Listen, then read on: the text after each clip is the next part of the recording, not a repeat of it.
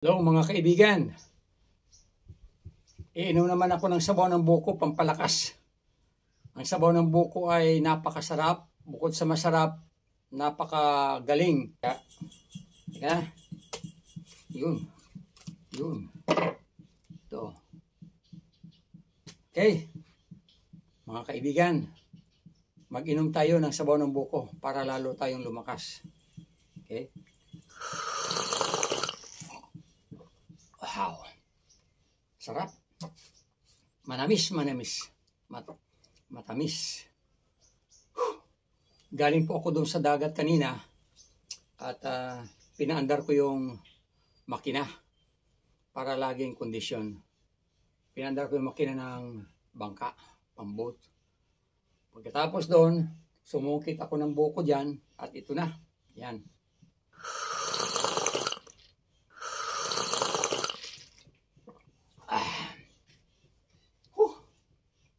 Sarap mga kaibigan. Mula nung nagiinom ako ng buko araw-araw, lumalakas ang katawan ko. Gumaganda ang aking kalusugan. Maganda rin ito sa kidney. Nalilinisan at nagkakaroon ng magandang function. Kaya kailangan mag-inom tayo ng sabaw ng buko. Yun po ang sinabi ng doktor. Kaya araw-araw, pwede lang Sabado, pero pag Friday, nagdadala na ako sa taas, doon sa bahay. At doon ko binubuksan pag Sabado.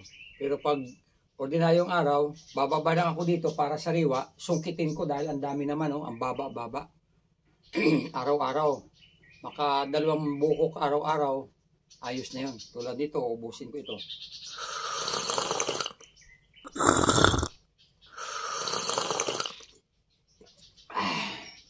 Mamaya pag-akyat ko, dadalan ko ang sweetheart ko ng buko. At 2 kaming umiinom ng buko araw-araw. Kaya maganda ang aming pakiramdam, maganda ang aming kalusugan, masigla ang aming katawan. Kaya ang buko, ang niyog daw ay tinatawag na miracle tree. Sapagkat halos buong part ng niyog ay nagagamit. Okay? Mula sa ugat, nagagamit daw yung gamot din yan. Katawan, nagiging kukulamber. Ubod, nakakain. Dahon, nagagawang sulirap, pang-atip. Yung bulaklak, yung hindi pa namumukadkad na bulaklak ng niyog, ginagawang kinakarit at nagkakaroon sila ng tuba. Tuwing umaga, mayroon silang iniinom na fresh na tuba, yung katas ng niyog. Tapos, makakakuha pa kayo ng buko. At ito ang aking pakinabang sa tinanim kong mga niyog. Dahil sa aking itinanim, nagbibigay sa akin ngayon ng reward. Kumbaga ito ang kanyang pasasalamat na itinanim ko sila. So, sila po ngayon ay nagbibigay ng buko sa akin. Okay?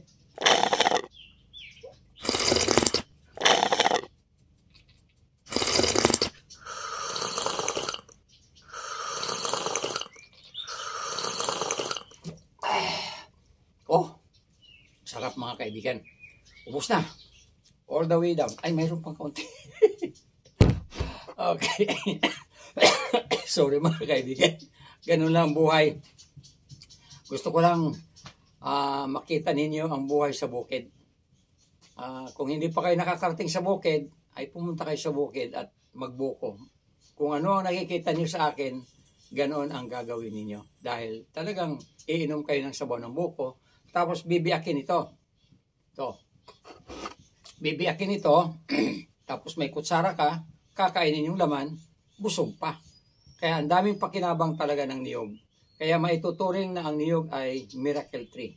Dahil halos lahat ng bahagi ng niyog ay napapakinabangan. Salamat po kung kayo nakakuha ng leksyon o informasyon, ay salamat.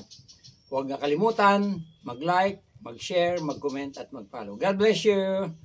Bye-bye!